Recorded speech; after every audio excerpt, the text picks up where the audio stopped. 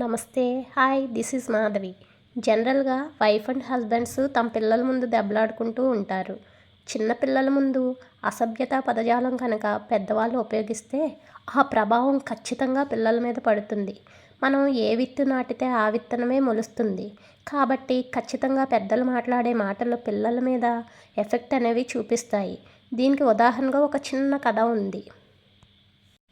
ఒక వ్యాపారి road side 2 చిలకల్ని అమ్ముతున్నాడు.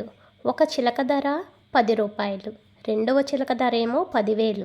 ఆ వ్యాపారి ఆ 2 చిలకలను విడివిడిగా అమ్మను, రెండూ కలిపి కొనుక్కోమని కండిషన్ పెట్టాడు. పైగా ఈ 2 చిలకలు తెల్లవారుజామునే మాట్లాడతాయని చెప్పాడు. సరే అని ఒక రాజు కొనుక్కుని వెళ్ళటం కూడా జరిగింది.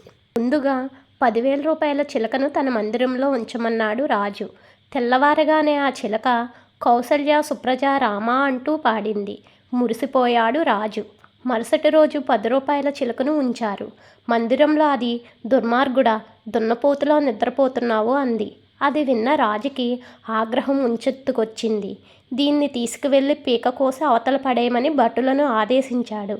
పైగా దీన్ని అమ్మిన వాడిని తీసుకురండి అన్నాడు. అప్పుడు ఆ వ్యాపారి, అయ్యా, ఒక చిలకేమో భాగవతుల ఇంట్లో పెరిగింది, ఇంకో చిలక దుర్మార్గుడి ఇంట పెరిగింది.